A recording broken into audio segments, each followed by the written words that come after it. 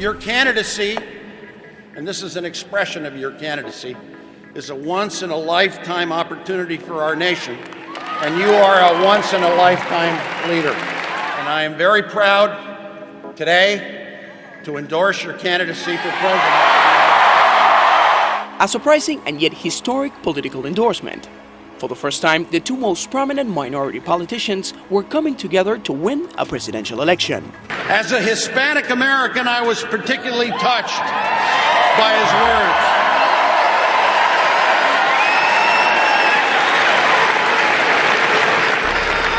Este es un hombre que nos entiende y nos va a respetar.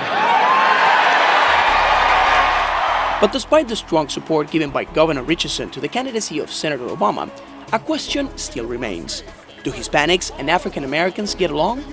That is the focal point of the latest study done by the Pew Hispanic Center in January 2008. We are one people.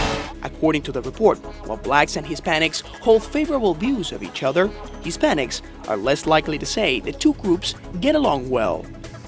Ahí es difícil esa situación. I think the situation is difficult.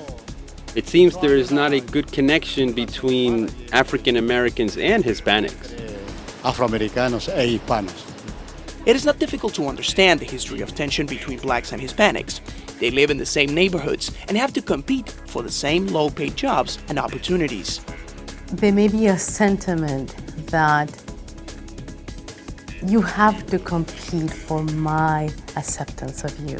You know, because I think sometimes people try to demonize one against the other to just pick one. According to the U.S. Labor Department, 40% of African Americans of working age are unemployed. 78% of them say it is difficult to find a job in their communities because of Latino immigrant workers. These tensions are translated into everyday life.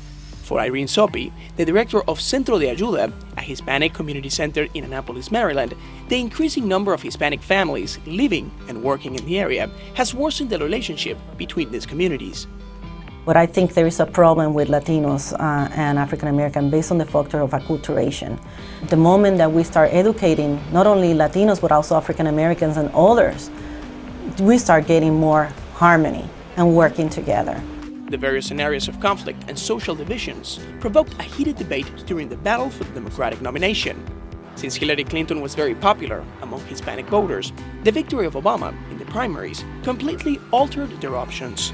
Obama will owe Latinos nothing, nothing, and has good reason to say to them, hey guys, the train left, you didn't get on. Now, in the general election, when confronted with having to choose between Democrat and Republican, a majority of Hispanics might flock to Obama, especially young Latino voters. Of course, I'd vote for Obama. I think he's definitely proven the ability to unite both African Americans, white Americans, and Hispanics, I think. Black, white, Hispanic, Asian have declared, yes, we can. I think he's bringing a lot of diversity to America. I think racial problems are going to be, he's going to help us with that because there's a lot of people of all different cultures involved in his election. The fact that he's attracting so many young people who don't have as much baggage as we do, they can make a difference, and he knows that because he's also young. Recent Gallup polls show the senator from Illinois winning 62% of Hispanic registered voters nationwide, compared with 29% for Republican Senator John McCain.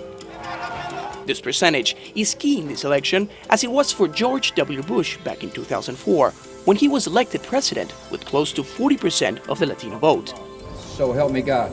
Despite the political differences and issues that divide voters, the challenge still is how to bring these communities to work together.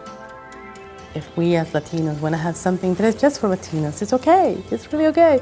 Or if African Americans just want to go to the black churches, it's okay.